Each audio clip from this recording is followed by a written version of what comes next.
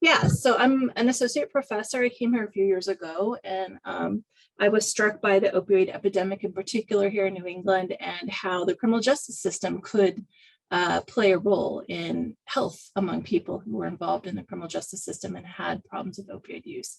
So I'm going to talk about one of those projects that was funded called the Massachusetts Justice Community Opioid Innovation Network, or JCOIN, or we call it MassJCOIN. It's a research hub. And I'm going to highlight some of the activities we've been doing and early findings, and then transition to areas for opportunity to collaborate with students or faculty or community members. So I think everyone's well aware the opioid epidemic has been ongoing for some time. This past year, there was a real surge. So in 2020, more than 93,000 people died from an opioid overdose, which is an increase of 30% from the prior year.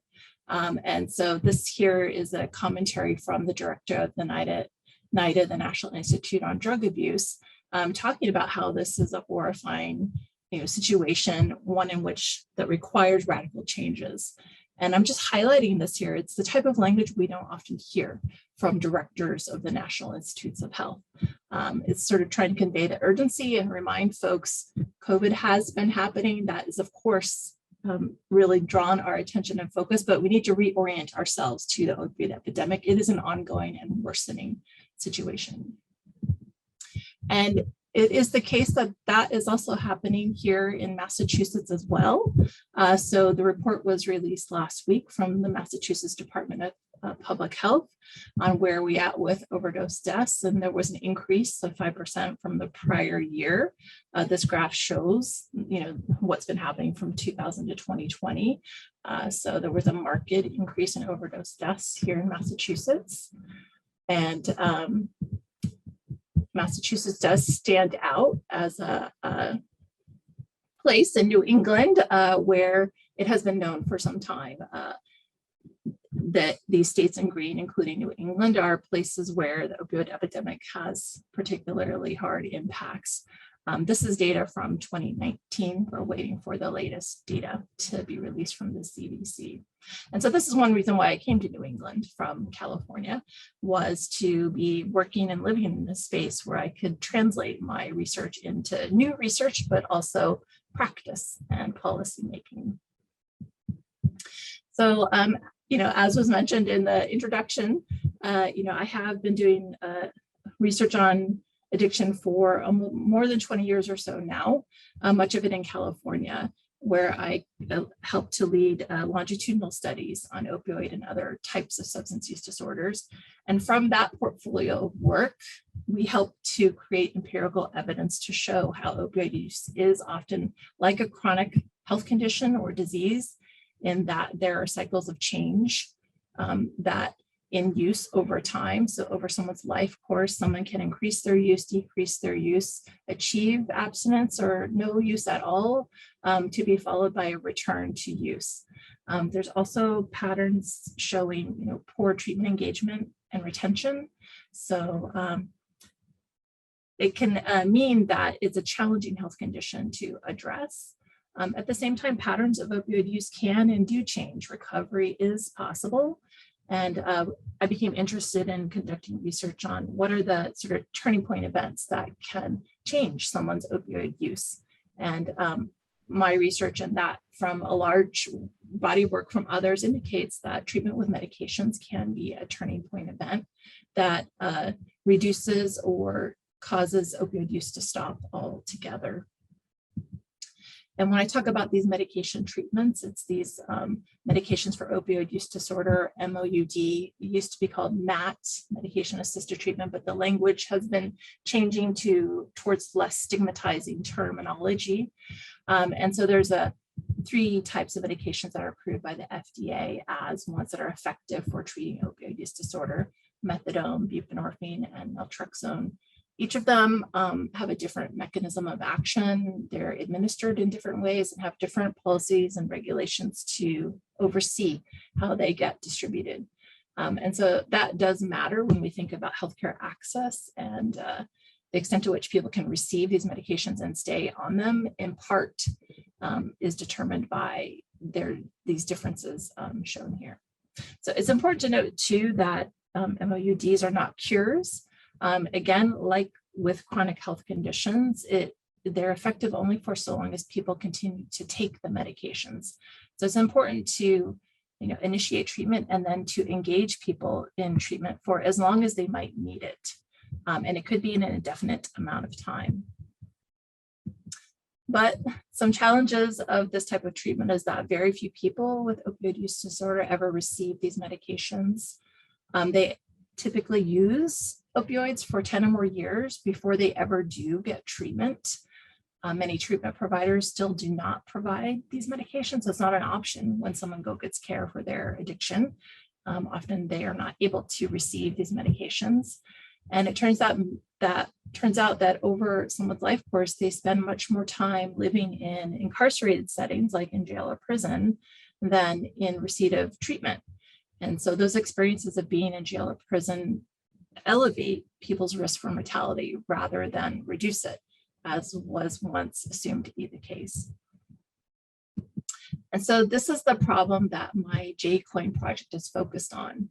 It's this recognition that in the United States, more than 10 million people are incarcerated every year. More than 10 million are arrested, more than 2 million are incarcerated. And that maybe 17 to 19% or so do have a problem with opioids, but less than 1% of those people living in jail or prison receive treatment for that opioid use disorder. And why is that happening? Well, it turns out that few jails, maybe less than 5% of jails and prisons, offer those medications to treat opioid use disorder. And we know from studies, clinical trial studies and others, that when medication is provided during incarceration, it can reduce the risk of mortality drastically. Yet still, it was the case that very few of these settings offer these medications. So I'm going to talk about the criminal justice system, referring to jails and prisons mostly for the rest of this talk, but recognize there are other parts of the criminal justice system where there's lots of room for improvement. So the courts and probation and parole are also settings that have prohibitions against provision of MOUD, and those are areas to focus on as well.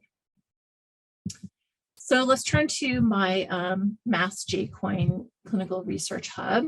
So I lead it with Peter Friedman, who's a physician and researcher at Bay State Health and also at the UMass Chan School of Medicine. So we met when I first arrived here and have collaborated since then on several projects, including this one. And our hub is a part of a NIH funded huge initiative that is called the National JCOIN Effort, the National JCOIN Initiative. And so JCOIN has this big vision that every person, every individual in the criminal justice system with a substance use disorder should have access to effective treatment while they're detained in jail or prison, but also once they re-enter the community. And there are these 5 goals. A lot of what I'll talk about today fits within the first goal about generating new evidence around what works and how to effectively implement what works. But towards the end of my talk, I will talk a little bit more about how JCOIN builds capacity and the ways in which that creates opportunities for collaboration. So as of this past September, JCOIN had funded 57 research protocols altogether, 11 new ones just in this last year alone.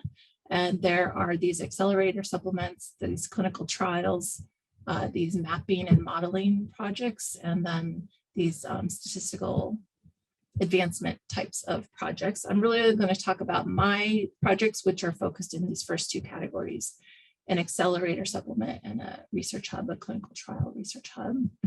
And this is a data visualization of the work of JCOIN in its 2nd year. So each of these are different types of projects, each line. And the ones that I marked in red are the ones that I'm leading. So this accelerator supplement, the post-release OUD trajectories, and up here on the far right, research hub, this Massachusetts MassJCOIN Clinical Research Hub. So this is just to recognize there's a lot going on under JCOIN. I'm only focusing on just the part that's happening here in Massachusetts. but there are national collaborative efforts happening, which is a great space for folks who might want to collaborate outside of Massachusetts or with, in conjunction with these other investigators elsewhere. So my work with Peter Friedman and with JCOIN began on this accelerator project, this one here on the far left. I'm going to talk about that one first.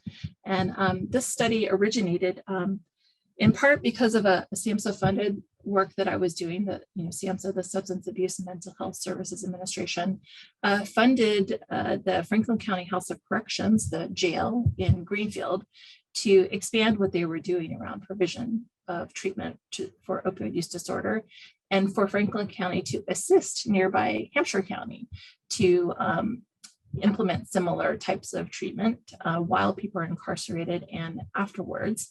And so I worked with those two counties on this project and to evaluate what it was that they were doing. And as I was becoming immersed in this work, I was approached by Peter Friedman around trying to have funded a supplement to study the outcomes of folks who were in Franklin versus Hampshire County Jail, knowing that those in Franklin were able to receive those medications to treat opioid use disorder while living there, whereas people in Hampshire were not yet able to access those medications. So it's a sort of natural experiment was underway that meant we could look at whether there would be differences in outcomes between people who exited one jail or the other, expecting that people who left the Franklin County Jail would have better outcomes than those who left the Hampshire County Jail, given that they could receive the evidence-based standard of care.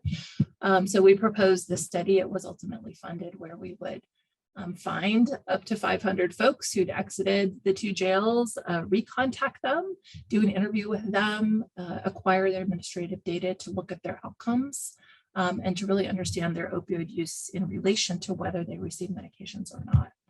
So we did all of that work, and we're in the process now of analyzing data. Our first set of work is looking at the recidivism outcomes. So recidivism meaning 1 year after release from jail, what proportion of folks are returning to incarcerated settings, or they have a probation violation, or the rearrangement. Is that different by jail? We did Cox proportional hazards modeling to see whether site was a significant predictor of this outcome, time to recidivism event after controlling for other covariates. And our analysis showed that yes, as we had hypothesized, those in Franklin County who received the medications were less likely to recidivate than those who had been in Hampshire County Jail. So this is sort of early evidence to say that among people with opioid use disorder in jail, if their risk of recidivism after exit is lower if they receive treatment, this buprenorphine treatment, compared to people who don't receive it. So this is promising findings. It's in review now. We hope to have it published shortly. And I want to pause here to really give a shout out to two research fellows who really did most of the work on this project, Cal Harrington and Elizabeth DeLorme. I think they're both on the show here today. They, along with many others, worked on this project, but these two were really responsible for finding those 500 folks who had left jail, recontacting them, consenting them, interviewing them. And this was a ton of work that I'm not really giving enough credit for right now, except to say like it could not have been done without them. And I'm so happy to have had the chance to have worked with them on this project. Since then, they've worked on all of my other projects as well. So I'm going to turn now to the second JCOIN project that I have, which is what we think of as the main MassJCOIN project. And much of what I'll say will come from a protocol paper that was published earlier this year, where we lay out what is it that we had proposed to do for MassJCOIN. So first, just to explain the context. So in 2018, Massachusetts had a legislative mandate that was passed that said, it was called the CARE Act.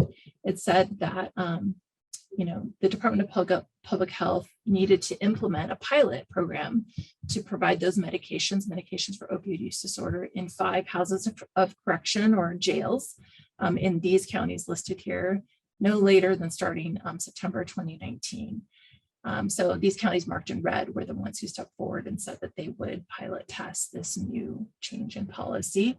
And since then, 2 more counties stepped forward and volunteered to do it as well. And in another 2 counties since then also came forward.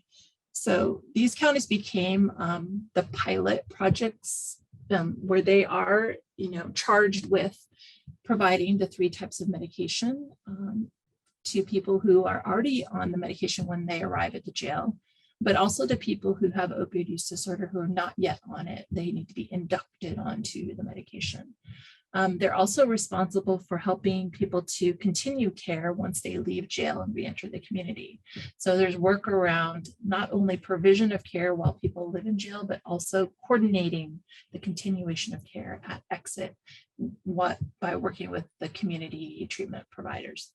And so the jails and the Department of Public Health are kind of on the hook to give annual reports to the State House on how they're doing around this new program that's happening.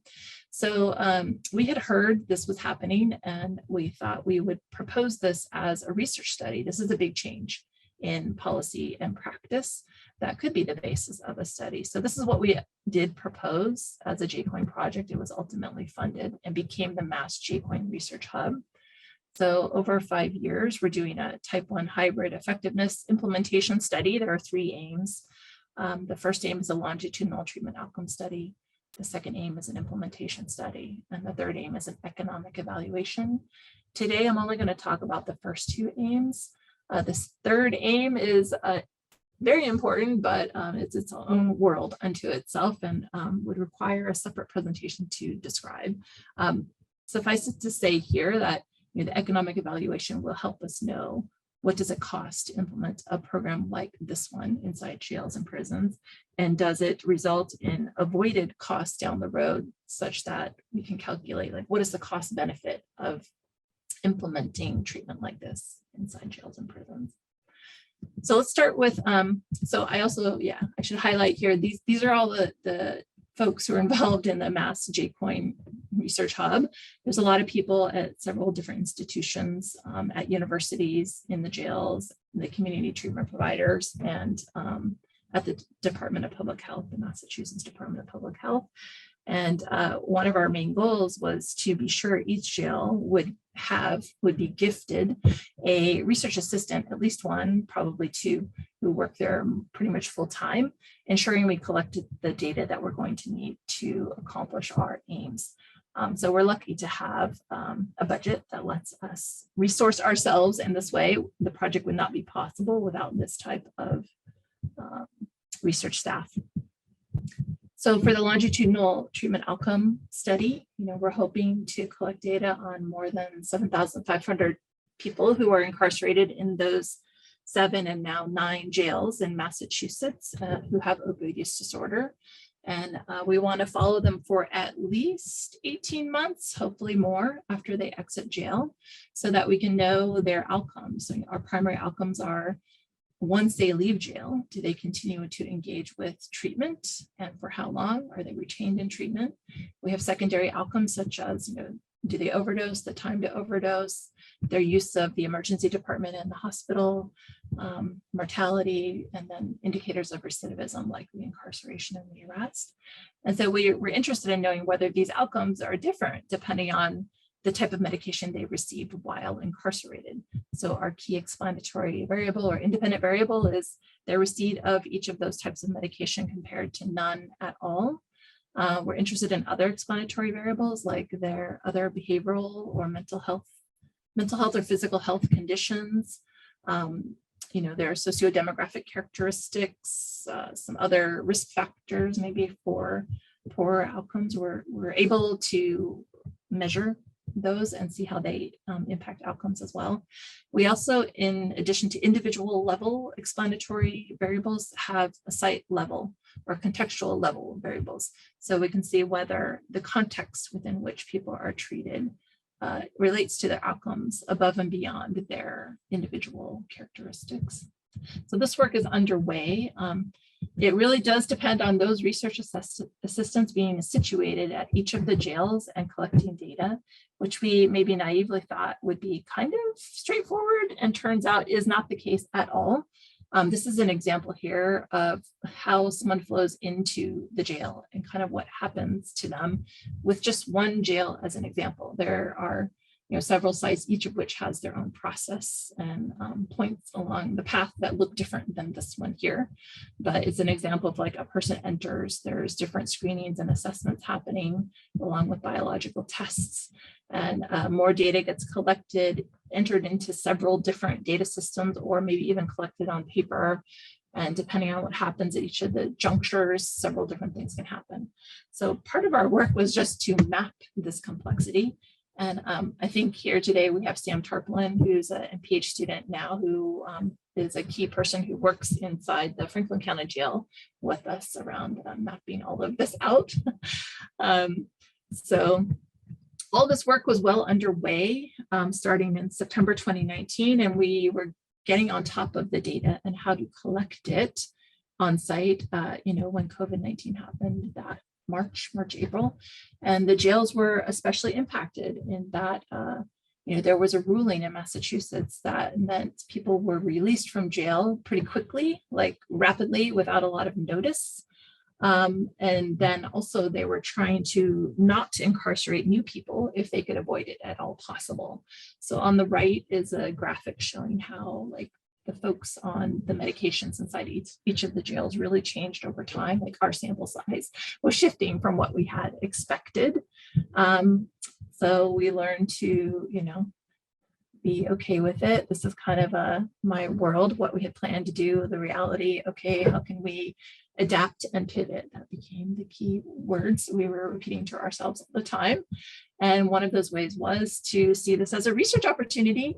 So how is it that jails are adapting to COVID, yet still providing treatment for people with opioid use disorder? This is an essential health service, so they are mandated to continue to provide this care. And all of them did manage to continue to do so despite COVID. But there were some pretty significant changes that happened. For example, some jails developed telehealth capacity. There was so much work around COVID testing and then vaccine distribution. And some of the jails really maybe saw this as a way to learn some public health concepts that we in public health have talked about for some time and apply it in the criminal justice space. So in a way that was exciting. I wrote this paper with Sheriff Donnellan and his staff in Franklin County Jail. So it was a great collaborative effort. Starting in September until March or so, we did manage to collect data on almost 6,000 people who had been incarcerated in those jails and received MOUD. So of those who had opioid use disorder, about 57% did receive MOUD and 42% did not. And the type of medication has been documented. This is work in progress. It's not final. We're still working to verify this is correct and to continue to collect data. So we're not yet done with this, but it's good to see we will have a large enough sample size to conduct our first AIM analysis. And so this is all going to provide us with our primary independent variable, but what about the dependent variable, our outcomes? So all of that will be provided by linking data on everyone who enters the jail to the public health data warehouse that's maintained by the Massachusetts Department of Public Health. And so for those of you who don't know, this is an amazing resource for research that was created in part because of the opioid epidemic. By mandate, Massachusetts created this public health data warehouse. It used to be called the Chapter 55 data. So what it is, it's most adults, I think 98% of adults in Massachusetts are included within the warehouse. And they receive data from institutions, from more than 20 institutions, and link it all together such that you can track for one person their events like use of healthcare, or whether they've been incarcerated, or whether they've been transported by an ambulance. It now includes things like birth records and death records and all kinds of amazing documentation is in here, which then enables us to measure our outcomes for our study over time. This is a resource that's used by several other researchers around the country, not just us. So you can go to the website and find out more about this. So we're working now with the Department of Public Health to link our data to this public health data warehouse, which will let us analyze outcomes. So that is what we're doing right now around the AIM-1 work. We're potentially expanding to a couple more jail sites, actually continuing our data collection and really focusing on the initial analysis, especially looking at overdose events before and during COVID. There's real interest in seeing how that changed. And so we're poised to answer that very timely question. So I'm going to turn to the AIM-2 work of MassJCOIN, which is the implementation study. We're informed by this implementation conceptual framework, the exploration, preparation, implementation, and sustainment, or the EPIS model, which is a recognition of the delivery of these new medications is a staged process that involves exploring how do we do this? Let's prepare ourselves to do it. Let's implement it. Let's see how to sustain it. There are many factors inside the jail and beyond it that explain the extent to which the program is implemented as intended. And we had planned to measure, collect measurement of the climate inside the jails and in the county context and see how that relates to certain implementation outcomes. So we're in the process now of collecting data. We did collect data before COVID, luckily, from all of the jails. We visited them all and had focus groups on one-on-one interviews. We talked to 61 folks. So we did, qualitative type of data collection where we had certain prompts to ask about, the process of preparing and implementing this program. And on the right is sort of some sociodemographic characteristics of our participants. This yielded a lot of transcripts that we've been coding and analyzing since then using pretty standard qualitative techniques. And we have produced 2 posters, one that really that are also now papers that are in review, one that's about the barriers and facilitative of implementation of a program like this one, which highlights things like, external pressure. The legal mandate was really influential in helping jails to accept, like, this is a reality, so let's figure out how to implement the program. It also, this work points to how the jails collaborated with external agencies, especially community health providers who have expertise in addiction treatment. And it's those networks that really helped to create practices that were useful to have. And this idea of leadership. So leadership inside the jail from the sheriffs on down really helps to create buy-in among the line staff and elsewhere to implement the program. So I'm only highlighting a few findings here. Our second work from that qualitative data collection is around how often does it happen that medications get diverted? So meaning one person is prescribed it inside the jail, but for one reason or another, it gets given to a different person, either because they're coerced or they're trying to sell it. And talking with the implementers of the program, we heard that does happen, but it's pretty rare and is preventable if certain protocols are in place to ensure or to make it very hard to divert medications. So this is sort of like a playbook. This paper offers a playbook to jails elsewhere on how to implement a program like this one safely and avoid medication diversion. So there's a lot of work happening around AIM-2. Folks wanted to collaborate on this. I'd more than welcome it. We have more data than we can analyze.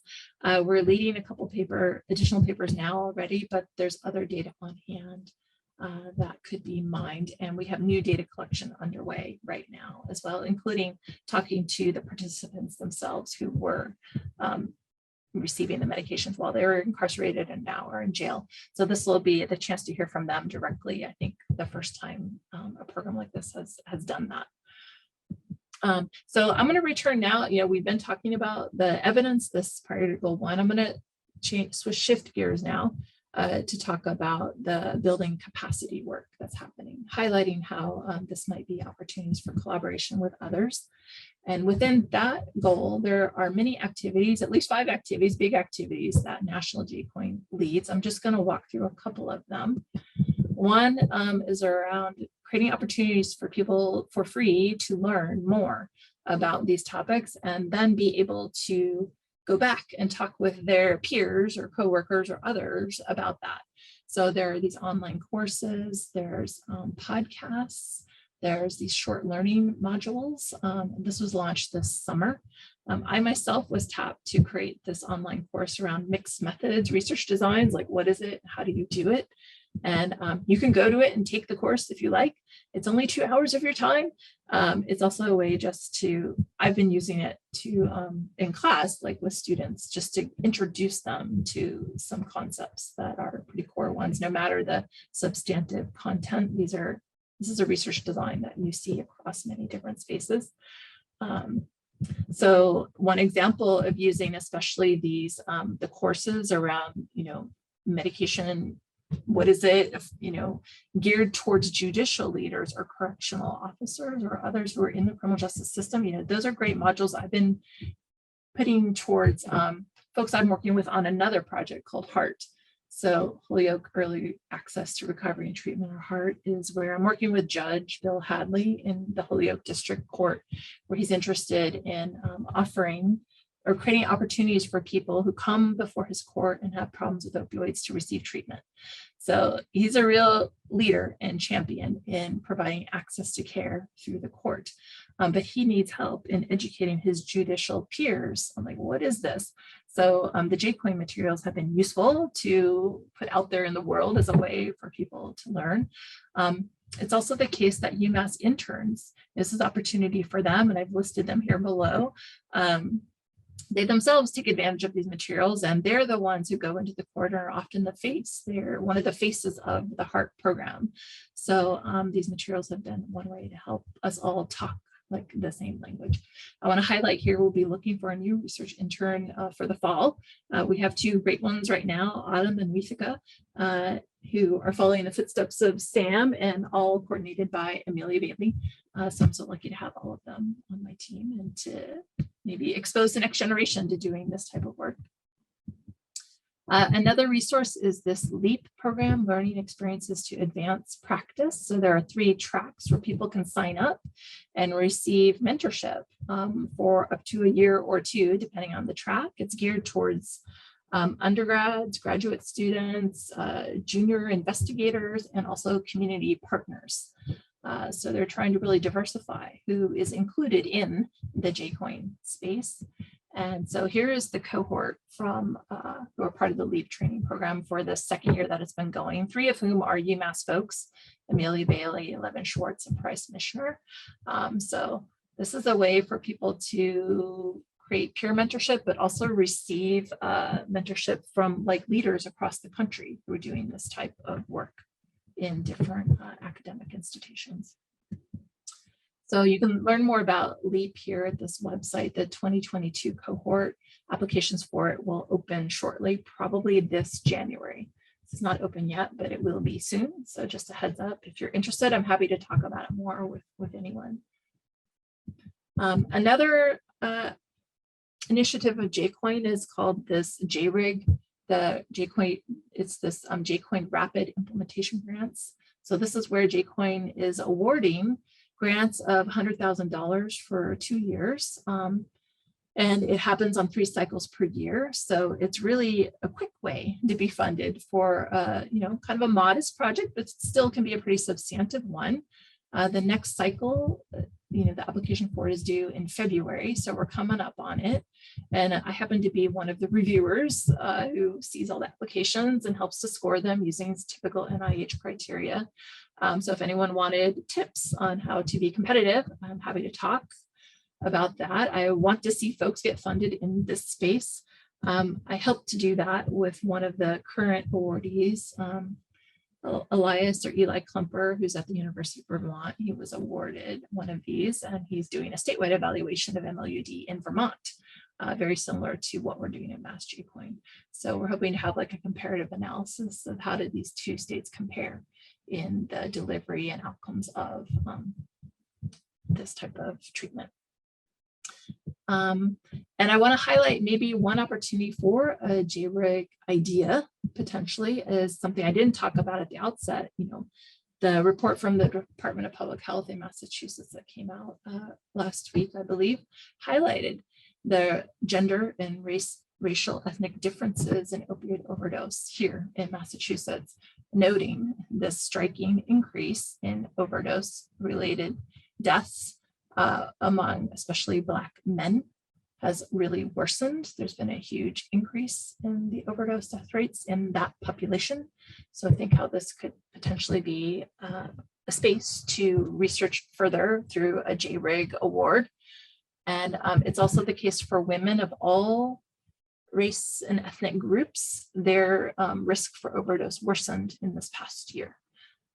So again, another space potentially for a JRIG type of proposal.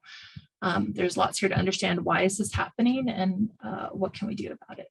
So intervention development in particular would be of interest, I think. So I want to highlight too that JRIG has a pretty large footprint already. I mean, not JRIG, but JCOIN as a whole. They're active in 36 states and also Puerto Rico, encompassing 132 counties, these ones in blue. The spaces in white is where there is no JCOIN work being done yet. And the folks, at NIH have made it clear they would love to work in those white states. So if anyone has an idea that might fit the JCOIN goals and aims, and especially if it's situated in these states that are highlighted in white, I think you would be very competitive to be funded. And JCOIN is also sensitive to the need to enhance efforts around equity, diversity, and inclusion. So they have funded another hub that's all around how do we launch efforts like at each of the JCOIN hubs, but also like collectively that will advance these goals. This is being led by Ayanna Jordan at Yale University and her colleagues. And they're developing now, what is it exactly that we want to accomplish and how do we go about doing that? So there's opportunities to have input in that space and help drive the agenda nationally around these efforts. So I'm still figuring out how to hook into this or how to make the most of this, but it's an exciting opportunity. I think it's the first time since I've worked with NIDA, and I've worked with NIDA for more than 20 years, that they have used this language or talked about these issues, I think, ever. So it's an exciting time to be a part of these efforts. And maybe along similar lines, I'm excited to showcase the work, especially of students who have lived experience with opioid use disorders, either they themselves or their friends or family. And so several who I note here, who are here at UMass, they've been affected by the opioid epidemic and are especially motivated to do something about it.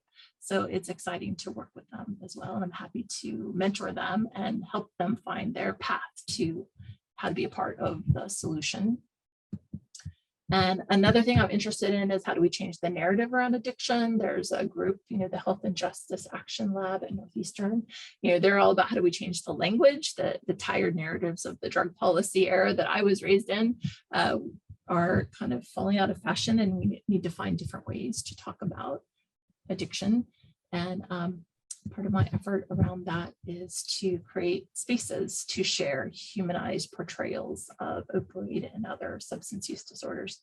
So with Peter Friedman, we're creating a special section in the Journal of Substance Use Treatment, JSAT, that will provide opportunities to do just that. Folks can write sort of personal essays or memoirs talking about what does it mean to be affected by substance use disorders and how to experience treatment. So this is planning to be launched in January. It'd be great to get submissions. I'd love to talk with folks who might be interested in submitting work to this space. I'm happy to talk more about the aims and goals of this effort. And finally, a lot of my work now is about how do we, yes, I love doing research and collecting data, analyzing data, generating findings, and talking about the implications. But I guess as I get older, I want to, really translate data into action. So I was lucky to be appointed to the Public Health Council in Massachusetts this fall under the nomination of Dean Ciega-Rees. So thank you so much. I'm still learning how I can be an effective member of that group, but is a way where I can have direct access to the public health commissioner in Massachusetts. And, that's an influential person here in Massachusetts, but nationwide, given that I think Massachusetts is still recognized to be on the forefront of cutting edge public health initiatives.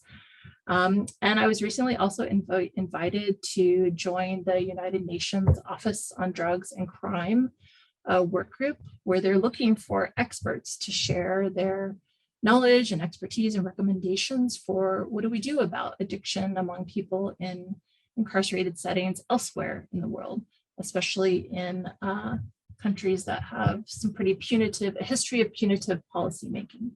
How can we use the evidence base to inform humanistic evidence-based practices? So that will be happening at the end of the month. I work with the UN. I'm excited to see like what that might lead to as well. So it can kind of feel like I'm spinning a lot of plates. I tried to not talk too quickly today. A lot is going on, but I also feel like it's exciting work. And if I don't do it now, when will I do it? So I'm so grateful to have the opportunity to work in all of these spaces. And I think that's it. That brings me to the end of what I was hoping to share, but I would love